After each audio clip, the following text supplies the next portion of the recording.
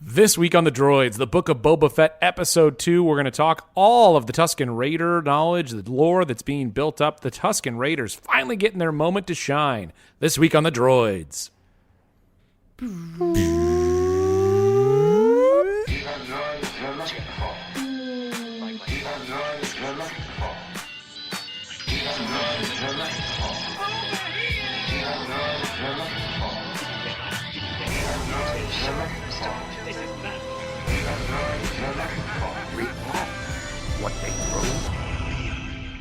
Welcome back to The Droids You're Looking For, a Star Wars podcast. And alongside Ryan and Sam, I am Mike. Thrilled to have Sam back with us. Sam, have you been lost in a Sarlacc pit and finally climbed your way out? Did you use a flamethrower? Did you use some sort of oxygen mask or your jetpack? How'd you get out of that Sarlacc pit?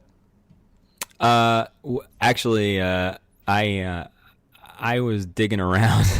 I was digging around, and I found the little stick that Harrison used to help what's his face climb out, to help Lando climb out. Lando is what's his face. I found that stick, and I sort of jammed open the we'll call it mouth. We'll call it mouth of the Sarlacc pit. That is what we'll call it, because we all know what I think it looks like. I squidgied my way out of there. I once was stuck in a Sarlacc pit, and I started digging my way out. Found out 3 days in I was digging down. Thought, you know what? I've already gotten this far. Just dug through the other side of the planet. Hasn't there been somewhere in lore where there was like the exit of the Sarlacc pit? I thought it's got to be some sort of waste, right? The exit is a nice way to put it. Right? Yeah. That's what I'm trying to put, Does the exit of the Sarlacc pit look like a mouth? Yes. It actually looks very comforting, very friendly to anyone. Yeah. That's how you work it out. Well, I mean, we should be honest though. Like we're all glad that those shots are in there, right? Boba Fett. The inside of the Sarlacc? Because I mean, it was fun. It would have been difficult to communicate his escape any other way. Well, no, but yeah. I mean, maybe you're leading into this. What's weird is that like it's been in the EU forever that he escapes the Sarlacc pit, right? Yeah. But like everybody's shocked that like Patton Oswalt called it.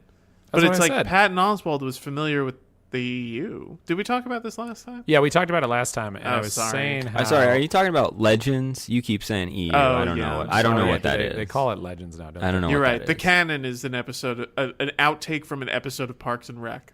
Yeah, but I still think it's hilarious to me because again, it's like that was the least interesting thing he said in his made-up rant. Like there were so many other the Infinity Gauntlet and stuff too, and yet everybody's latching onto it and like, wow, 450,000 retweets later, wow, wasn't that a genius thing to pair the two scenes together? Everybody knows this underground comedian Patton Oswalt that was so funny, and now everybody knows about him.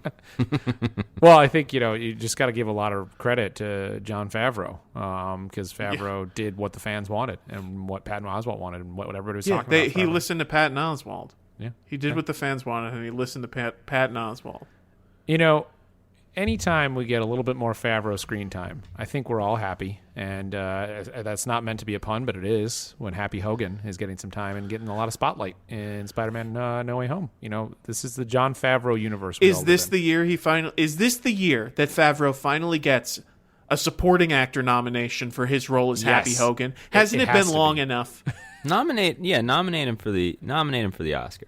Since apparently No Way Home is sweeping the Oscars. Well, you think of that cast, he certainly is got to be the number 2 bill behind Holland, right? I mean, no one else in that cast. Criminally overlooked for his performance as Happy Hogan. That cheeseburger line in Endgame, it itself deserves its own award. Right. He did a bit of emotional acting there in 26 films. And I'm not saying, and I like Happy Hogan. I do. I think he's a fun character. And that cheeseburger line was great. It was. It was a really great moment. It was a really great moment. Good for that, he's been criminally overlooked for all of the movies. It is really lucky when we think back that he did cast himself in the first Iron Man. It's also very as the lucky that best he has saved Star Wars, really, because there is no Star Wars without Jon Favreau. By right? retroactively creating it. Yeah, he did. Yeah.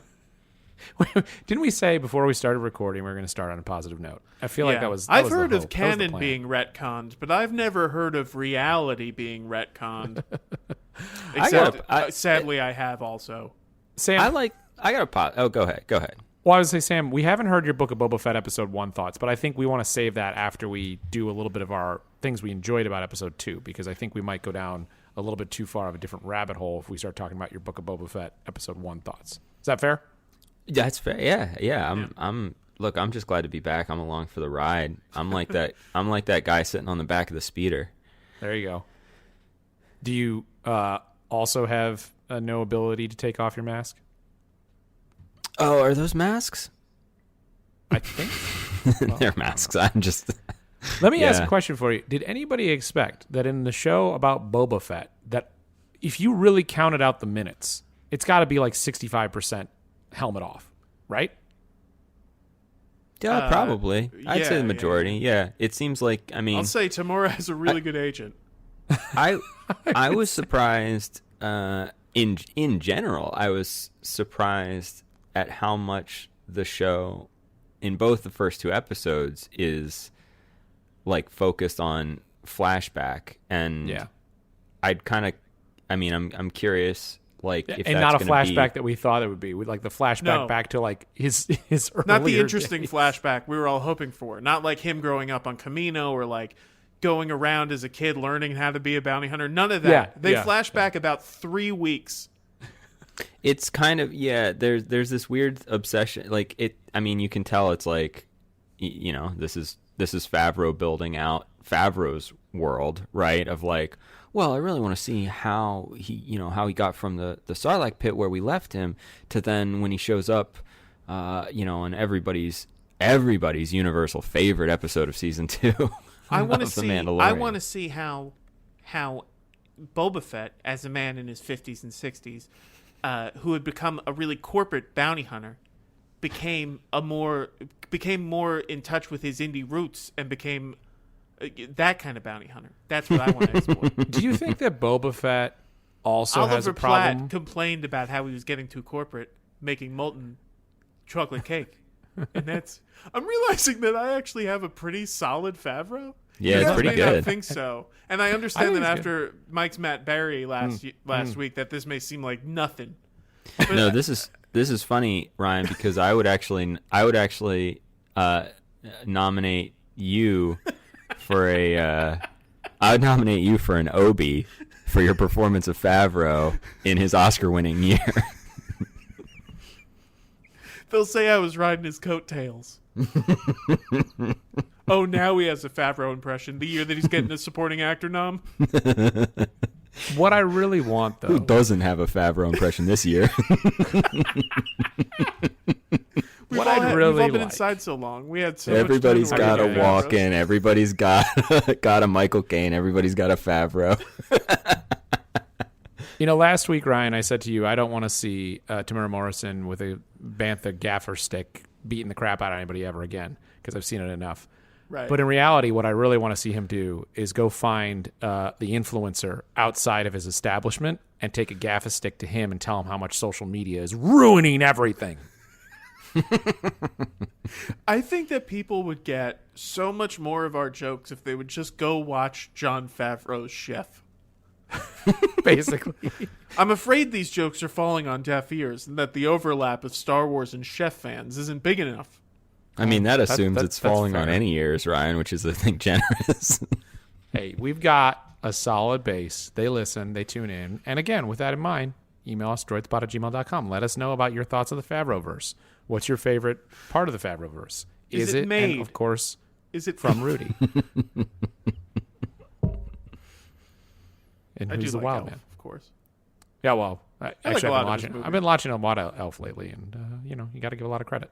It's great. never seen I mean, Elf. it really is great. I've never seen it. Oh, it's very funny. It's great. Yeah. Yeah, it's very well made. He does have a nice cameo role where he does tell James Caan that he is the father. He is, as usual, the inciting incident of his own movie. I heard he picked that up from Hitchcock. Did you guys know that Hitchcock used to do that? It's because he's not allowed to say Woody Allen anymore. And like Shyamalan took the Hitchcock thing and he was like, oh, I could say Woody Allen. And then he's like, no, I got to say Hitchcock too. Wow. So follow us, of course, on Facebook, Twitter, Instagram. Check us out. We're back and we're talking Book of Boba Fett every week. And so as we start episode 2, I want to talk about the positives before we get into some of the things, because I think, we can probably tell a little bit for those of you who listen to our episode 1 recap and where we're at in episode 2. We might be going down the road of finding some issues and taking some issues with things. But in the starting things off, I think one of the things that this show has done well here, it was better in episode 2. I guess I would start with, did you enjoy episode 2 more than episode 1? Yeah. Sure. I mean, here's this is the tough thing, right? I'll wait. I enjoyed episode 2. I mean, I would say immeasurably more than episode 1, but I mean, there was for me a very low bar to start. Like, episode 2 didn't have to do a lot. And I would say that, maybe my biggest positive or, reason for why was I thought episode 2 just looked a lot better. It was more fun to look at. And that's, I think, thanks to, do you guys know who shot this? Dean Cundy was the cinematographer on this, which is insane. Who is that? Yeah, I would say I'm not as familiar with. He's not Spielberg, Carpenter's guy. He was he shot a lot of the early Carpenter stuff. Yeah, that's cool. All right, cool. Yeah. He's he's one of those cinematographers who's been around a long time. I think eventually he split from Carpenter, and did he work with? Now I'm going crazy. I know he's not. Spielberg's guy is Janusz Kaminski. That's Janusz Kaminski, yeah. I'll look it up. Don't worry. I forget who he went about to. Your stuff, and I'll get it for you. But I thought this one, there's wider shots. There's wider shots in this episode. I thought that the use of the volume was less jarring in this episode, and there's just more interesting kind of tableaus and choreography, and again, so purely on. I don't mean this to sound as stupid as it's going to sound, but a huge part of watching TV and movies for me is the literal just how do I feel looking at it? It's why when I watch the Bond movies, for all of you playing along with our Droids Pod drinking game, that's one. That's a mention of Bond. The ones that are my favorites, because I've seen them all so many times. It's less about story and more about kind of photography, and where do I want to what tone do I want to sit in?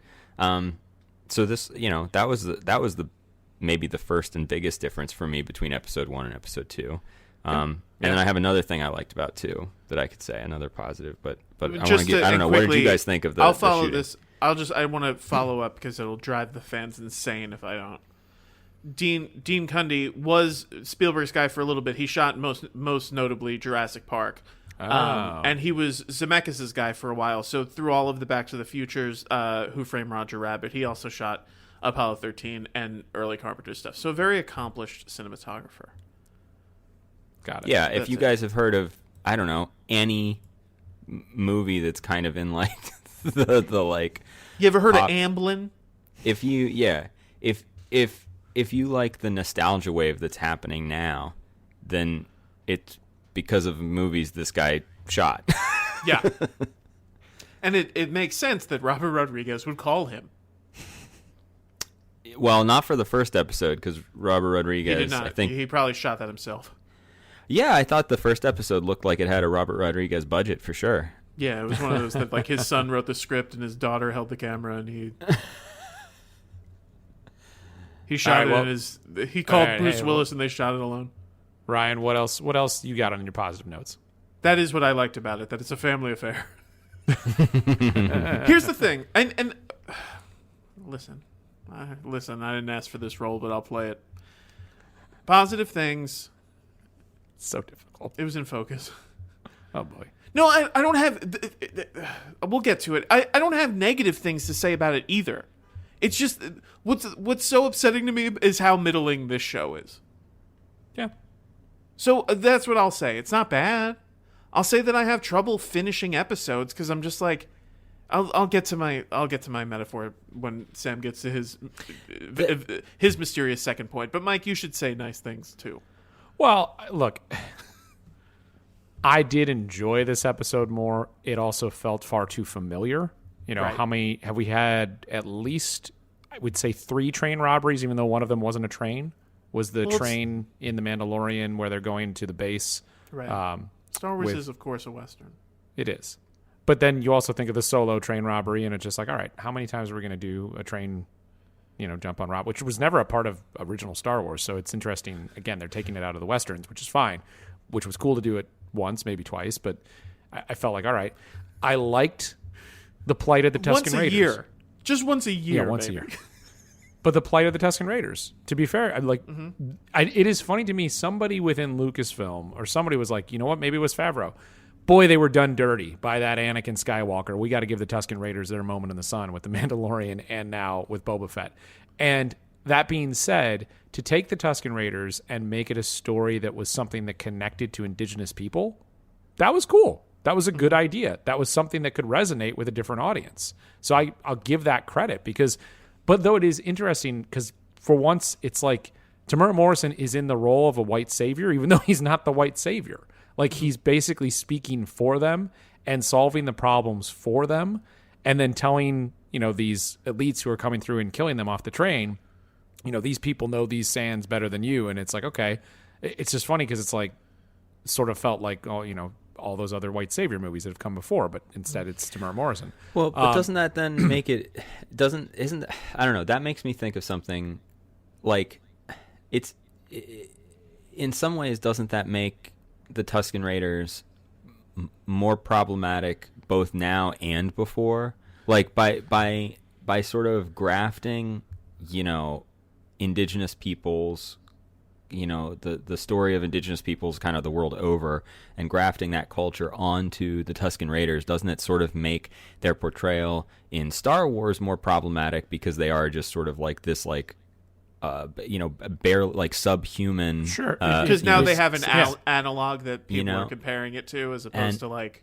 And now, like you say, they're portrayed as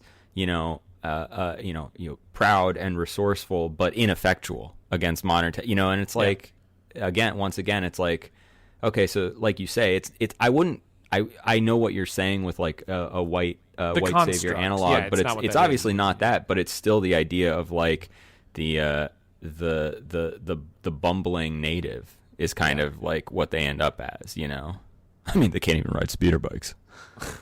I found that whole sequence kind of funny. And my favorite part about that, though, is when someone put on Sports Training Montage from South Park as the background song in a clip after that episode ran. Like, that always makes me laugh.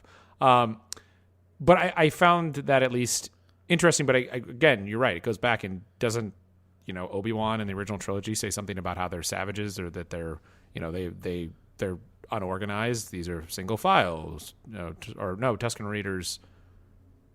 They walk in single file to conceal their numbers. Hide their numbers. So that's a credit to the Tusken Raiders being smarter at that time. But you go back and you make some other concerns there. However, other things I liked in this, I don't know anything about the character, but I kind of was intrigued by Black Kirsten. I don't know how you say the Wookiee who is the bounty hunter. Mm-hmm. I was like, cool. This seems like a good idea. I mean, I don't know, the idea of an evil Wookiee. We haven't really seen that on screen before, have we? I don't think that's been on screen. We've not seen. It's been in canon before. Sure, but it's interesting because I think they kind of afterwards they played it for this moment of like, wow, don't you know? And that character of Black Kirsten or whatever was only introduced in 2015 in a comic book, so it's not like this is a long-standing character that has been introduced. But anyway, I found that intriguing. I found the idea of the twins also interesting, though. What's going on with that timeline? Like that. The timeline of like they didn't care when Bib Fortuna was running the show because Jabba's been dead for 5 years, presumably. That's the difference of the timeline between where we're at. And they only come back when Boba takes over. No one was like, whatever, Bib's still reporting to us, I guess. So it's interesting that they come to claim stake. I didn't mind the CGI. I thought the CGI of the twins looked better than the original CGI of the special editions of Jabba. I thought it was so funny though, because they really stuck to it. Yeah. Like it looked like they just did a better execution of the design. Yeah. Of that Jabba, which I thought was funny. That definitely was funny. Yeah. I mean, like, it's cool to see, like... That's, though, kind of the design that they've used on, like, Clone Wars and stuff. You know, it's like they've always... Yeah, and also... Like, that's kind of become the Hutta, I don't know, like physiognomy. I loved watching those who were carrying the twins. So funny. Like, that it was funny. so great that they actually had them commit to being uncomfortable the whole time as they were carrying that. I just thought that was great. I do, speaking the opposite of CGI, the puppetry of the mayor, of the Ithorian mayor, was great. I really liked the way that looked. I thought there was just kind of very cool scene and the back and forth there. And, the advice about bounty hunting is very different than running a crime syndicate or a family or whatever. Right. I like that.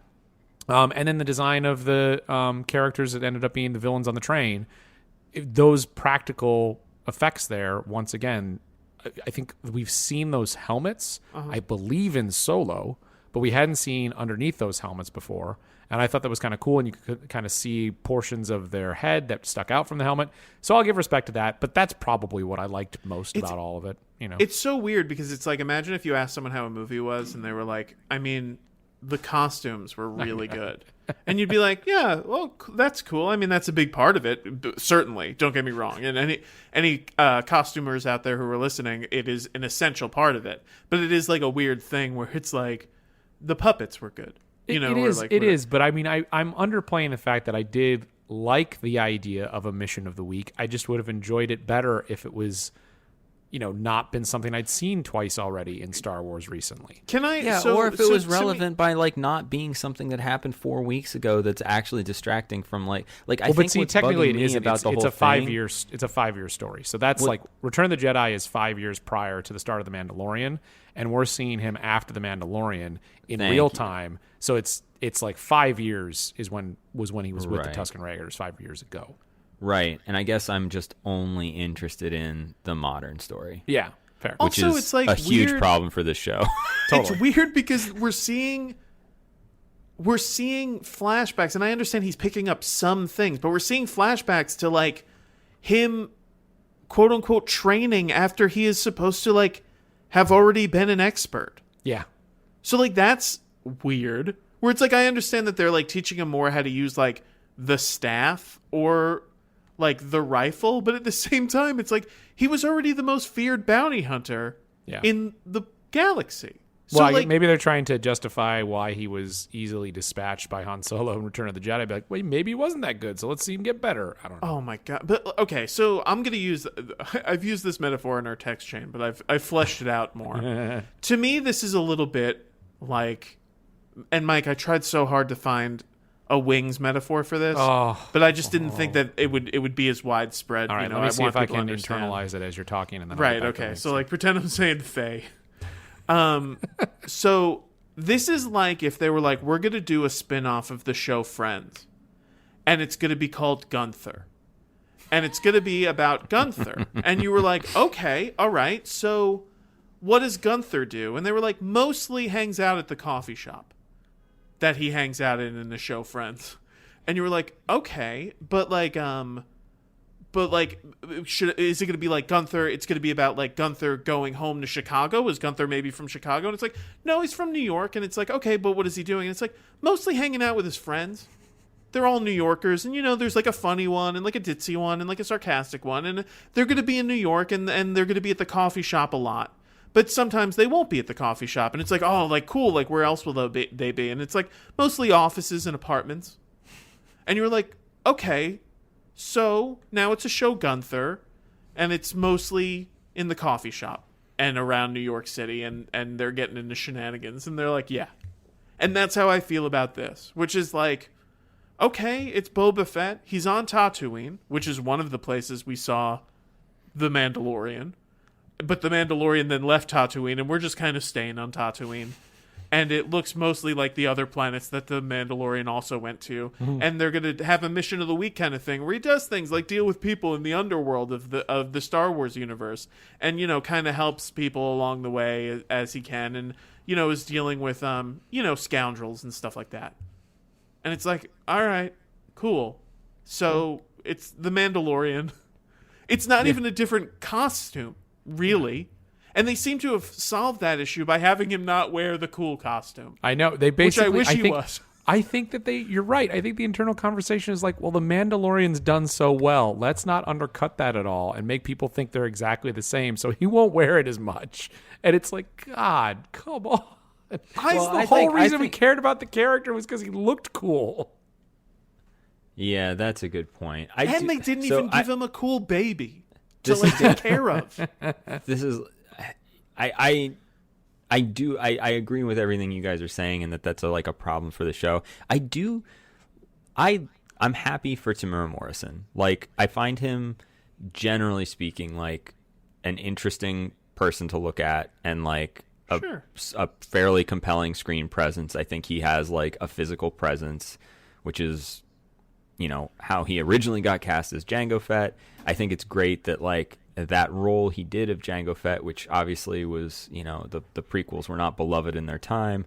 I think it's cool that he's getting to do this. I like seeing him, and so I'm the suit, the no mask, the whatever, like that's all kind of rad. I mean, the Uncle Fester vibe is kind of not a great look. Like, I actually liked his I liked his like under spacesuit look. I love what he wore this episode. I thought was like actually pretty cool throughout. It was like, oh yeah, it's like kind of a flight suit. He's like a spaceman living with, what we've kind of found to be like he's with these natives now and everything, and he's kind of Boba with wolves. And I liked it, and I like seeing him.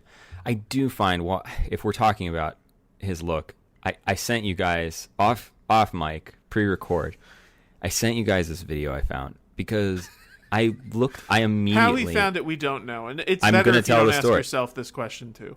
No, I immediately looked this up after the first episode. I was like, does Tamura Morrison have caps? I found he has porcelain veneers, and his teeth are so distracting, I find, because he has a very prominent overbite, I think naturally, and he's got these veneers that are like super bright white, and they stand out because so much of this is like done in the volume with like, projected backgrounds and stuff. There's just something like color wise, like his teeth, like watch it, his teeth like really pop. They really jump out. And maybe that's a credit to the doctor who you get introduced to in this video. Maybe that's a credit to his work. But there's actually for him.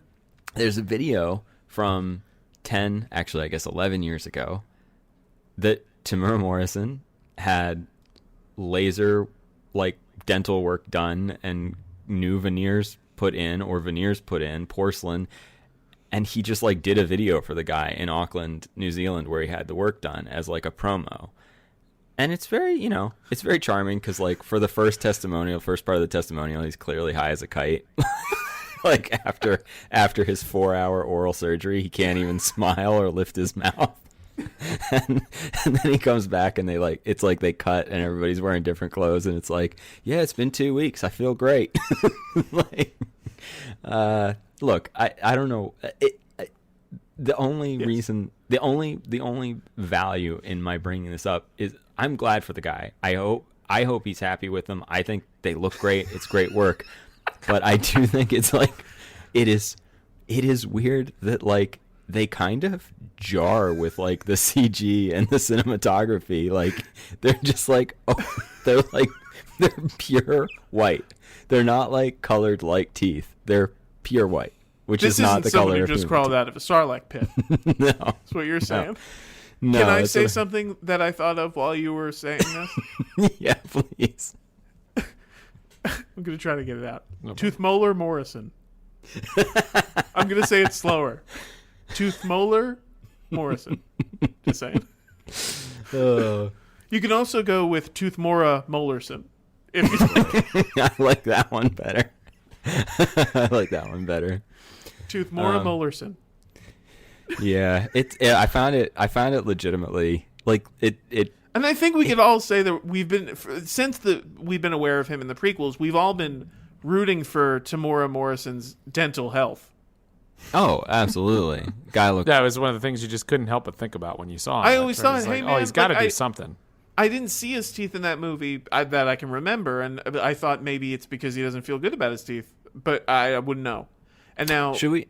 We know that he was having a bit of a glow up of 10 or 11 years ago, and that he went in. And this doctor, I don't know anything about his personal life, but it seems to do good work. Oh yeah.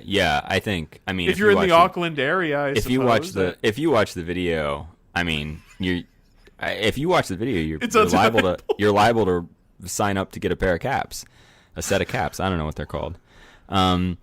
Well, a pair. You know, all right. Well, more let's, on one thing Tamora, to get back Morrison. track, on Tamora Morrison. Just... You know, you talked to Mike about the the sort of like indigenous story that's given to the Tusken Raiders, and how that does actually tie in directly with Tamora Morrison. Because at the end, I think, they're kind of doing a play on like the Haka dance, right? Yeah. Which is, I think that has to be. I would imagine that is a cool experience for Tamora Morrison. Yeah.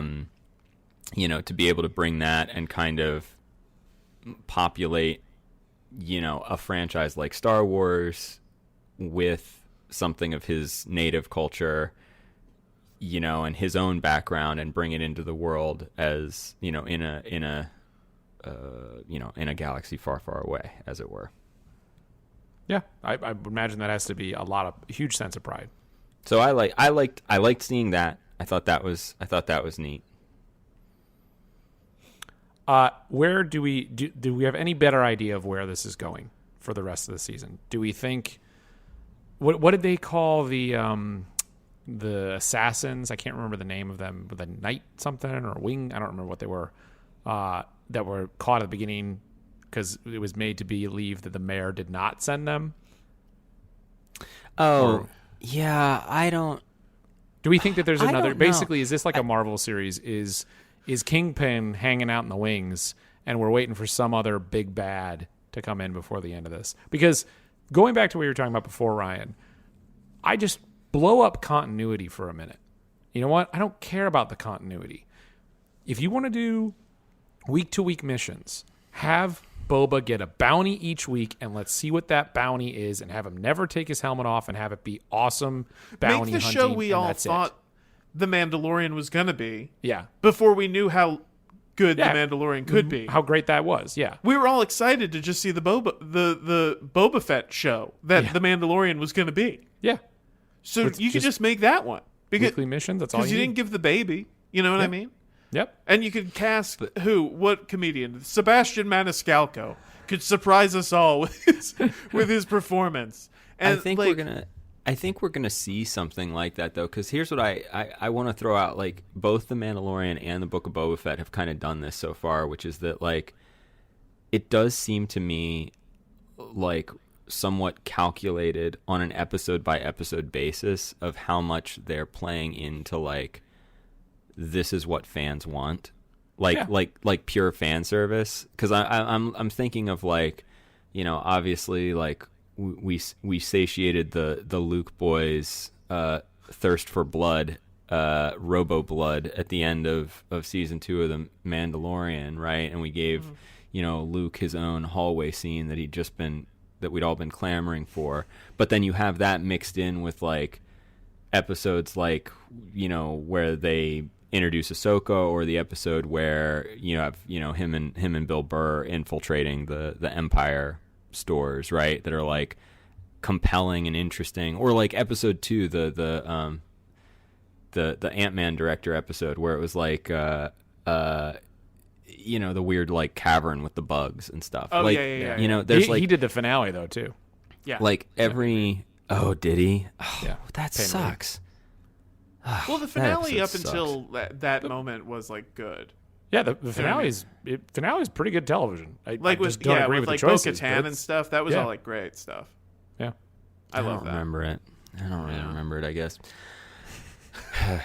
But anyway, I felt that way about this show too, where I was like, oh, the first episode is like the Sarlacc pit, and then he fights like a Harryhausen monster, which feels very like sort of like lowest common denominator, like. And then this episode was trying to do something interesting. I liked the little like up the nose lizard, peyote trip that was like, that was like weird, and that was weird. That was like kind of weird and cringy and gross and like. And we know how we like Star Wars when it's weird. Yeah. Yeah. Do you think? I'm realizing as I'm watching this, do you think that they're retroactively trying to make us connect to Luke more at the beginning of A New Hope? Some call it Star Wars. Because I got to tell you, I feel like I'm never going to make it off Tatooine either. I feel trapped. Sorry, on this goddamn stepped on planet. you. Mike couldn't bear the idea of me getting that punchline. I couldn't bear the idea of you getting off truly, Tatooine. I'm starting to feel trapped on Tatooine watching Star Wars stuff. That I'm just like, am I ever going to get off? And even when it's not Tatooine, it is Tatooine. You know what I mean? Jakku. Yeah. What the funny thing is, it's like I'd rather all of them be Tatooine than like other planets just being placeholders for Tatooine. But I also want them to be more creative than Tatooine. I kind of feel like if you're on Tatooine, why not make everything we're seeing on Tatooine something we've seen before? So spend 5 episodes in the cantina. Don't go to a new cantina to beat the shit out of people. Go to the same cantina we know. You're only doing things if you're we've already seen. If you're already placating this part of our brains, just you know what I mean? That's a good point. Tell me that like, oh man, like Mos Eisley has a really bad womp rat infestation. Like we're gonna have to hop in T-16s. Like whatever. Actually, they are doing that. Apparently, the place that he ended up and beat up that gang to get the speeders. Apparently, that's the Tashi station. Okay.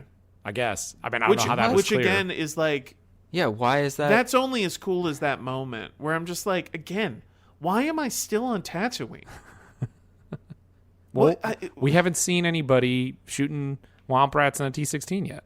How many more references to previous Star Wars things do we have to get through before, like, eventually we'll be out of them? You know what I mean? They went to Tashi Station. They were bullseyeing womp rats in a T-16. At a certain point, is that what will get us off of Tatooine? That they've run out of references? Because they have to make sure that every deleted scene is also referenced, such as the couple in the Tashi Station was from the deleted scene from A New Hope. All of this is coming from them making references to things mentioned in the first 40 minutes of Star Wars. Others call it A New Hope. The whole thing they're trying to do is like I think structurally they're trying to work up to where we actually think of it. They're trying to work up to where we see the Waynes get murdered, and then we know why Bruce becomes. Hey, we already said in episode 1 that we thought we were watching Uncle Owen and Aunt Beru get murdered for a second, and then we realized it was the wrong timeline. But we were all confused with the timeline because, like, how old is Boba Fett? No idea. Well, his teeth are only like 10 years old. We know that. I know What about the kid who played Boba Fett? This is the guy who played Jango Fett. Also, yeah. Where's that kid's probably still acting? He's on Twitter and stuff. He's on Twitter. I don't know if he's acting. He didn't end up looking enough like Tamura Morrison to justify him being a clone of Tamura Morrison. So they were like, let's get Tamura Morrison, even though he's got new teeth. Like we've said 1,000 times, just leave him the damn helmet. You don't need to worry about who the actor is. Just give him the helmet. The helmet's the thing you like. I like the helmet. Yeah. Tamura Morrison puts the helmet on. They cut to Fennec Shand. Wait, what's her name? Fennec. It's Fennec Shand. I said Fennec Fan. That's funny. Anyway, they cut to Fennec Shand. They cut back. He's 20 years younger. We all accept it. It's fine. Why not? We did get a little bit more of our good buddy Matt Berry as 8D8 as a droid. I'm still hoping for more from that character. Give it, Mike. Do it. Do it for the people. So I've been working on it. I'm trying to get a little better. Oh wait, is he the droid that's in formerly Jabba's palace? Yeah. Okay. I was trying to actually place, because I heard that on your guys' episode, and then I saw his name in the credits, and I think you texted about it, but then I was like trying to remember. I was like, what droids talk? But he does talk. Okay. I'll listen. Look here, Boba Fett. You can stick that gaffy stick between the twin sons of a bantha before I serve you in a metal bikini. I lost it. Oh, that was good. You got to commit. I had it it was for good. I had it for a moment. Believe, It's like, believe. look Remember how all of the older fanboys were so mad because they were like, I could never like Kylo Ren. He killed Han Solo. Yeah. But like, I could never like something that was storytelling that actually but made like, a good or story. that like did anything bad to Han Solo, and it's like, Boba Fett, like, that was pretty bad, you know? Like, he delivered Han Solo as like a mantelpiece to Jabba the Hutt, and like, everybody's okay with that? We're not even talking about it. This show isn't even interrogating that. No, That's all I'm saying. they're not going to. I want to see a flashback to how Jango Fett was like a really bad dad even before the Battle of Geonosis. You know what? The only thing that intrigues me about this show is that in the promo where they showed the new character on a motorcycle speeder. I don't know who she is, but I was like, okay, I don't know. That sounds like something. I want to find out that Boba Fett had, you know, a forbidden relationship with one of those Camino cloners.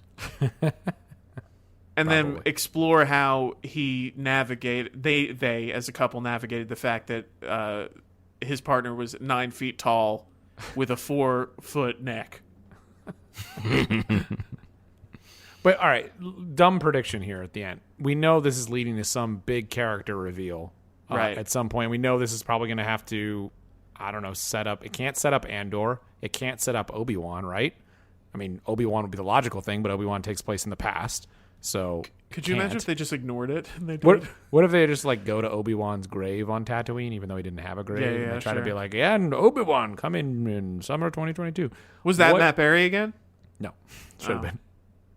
Obi! I like that. That's not bad.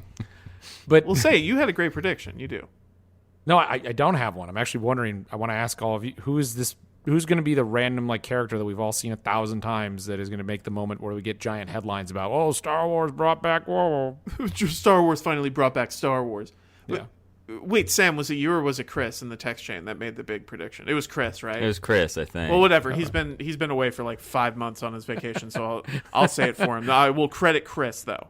This was Chris's prediction that it is going to be Han Solo Oh, yeah. as a CGI'd young Harrison Ford. Or Alden. I think it. I would. It's love, after Return I of would the Jedi, love to so it see what can't the be internet Alden. does. I It would can't love be. to see what the internet does if it is Alden because it's after the Return of the Jedi. But it would. His prediction with that it would be a young CGI'd Harrison Ford. You know, because that really worked out well for Ghostbusters Afterlife. We don't think it would just be something like either. Well, Harrison Ford at least is alive. I could see them doing Ahsoka, right? Because that's Oh, coming that actually soon, makes- and, that actually- and well, that that's timeline's totally going to makes work. sense. Or That what has if to it's be. Thrawn? Yeah. What if it's Thrawn? Oh, that actually does make That sense would be too. a real Sam, Marvel you nailed move. it. That would be You a super. nailed That it, would be Sam. a real Marvel move if they did that because we know that she's after Thrawn. That's yeah, exactly yeah, what that's should what they're going to do. That's They're what going to they're introduce gonna do. Thrawn. All They're gonna right, do. mark That is it what they're down, gonna just do. like we predicted Luke Skywalker coming in the finale. Mark it down here. Episode 2 review, 43 minutes in. It's called Thrawn. Thrawn is in this series. Who's gonna play? Okay, so who's gonna play Thrawn? Let's throw out predictions. I think didn't they say the original person who voiced Thrawn?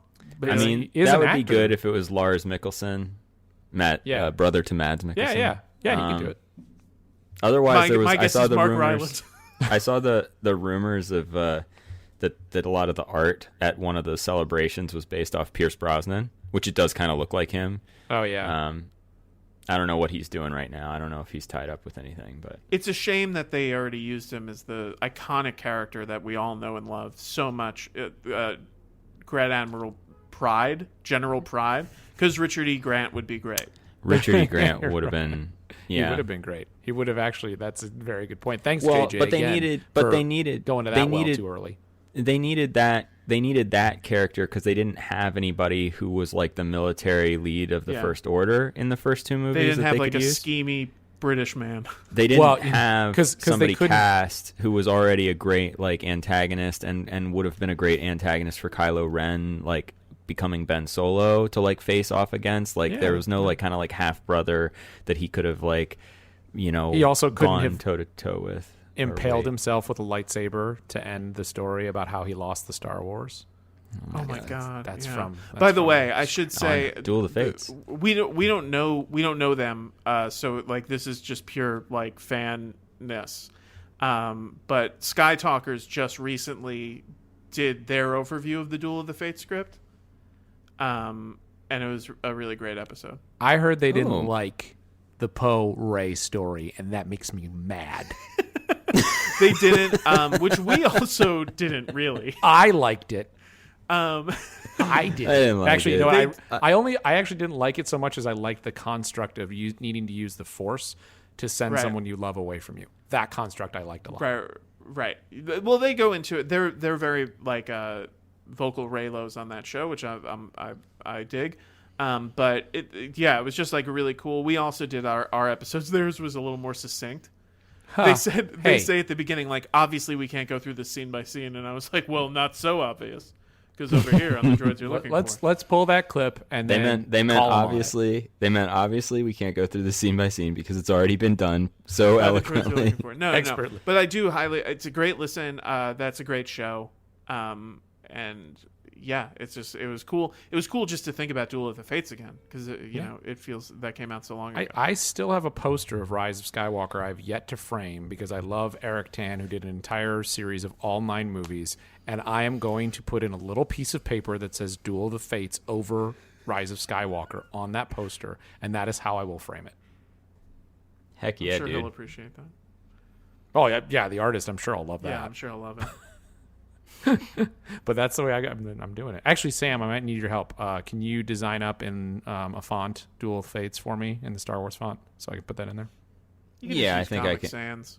I think I can come up with something for you. No, you use Comic Sans for Rise of Skywalker because Papyrus. that font quality is the same as the quality of the movie. Well, we have reached our time once again. This was fun. You know what? One thing we have is that this is great to come back and talk about Star Wars every week. As much as maybe Boba Fett isn't scratching the itch for us, it is still fun to watch some Star Wars, and it is still fun to live in the universe. You know what? It's nice to be in the universe for a bit. I do have to. I agree, Mike. It's been really great to come back. I'd love to. I'll make as many of these as I can. I'll continue watching and continue listening when I can't be on. I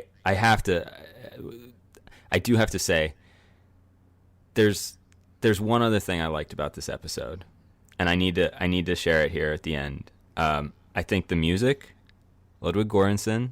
It's actually You know? not Ludwig. We were wrong. Ludwig only did the theme. Someone else is doing the rest of the music. I'm talking about the theme. Okay. I'm talking about the theme because I think the theme song is actually really it kind of perfectly encapsulates the show. Ha dum dum dum dum dum dum dum dum dum dum dum dum dum dum dum dum. Wow. I think you played us out pretty well right there. I wanted to We'll cut do it. I wanted to make sure. I wanted to cut whatever runway you were building to get that in.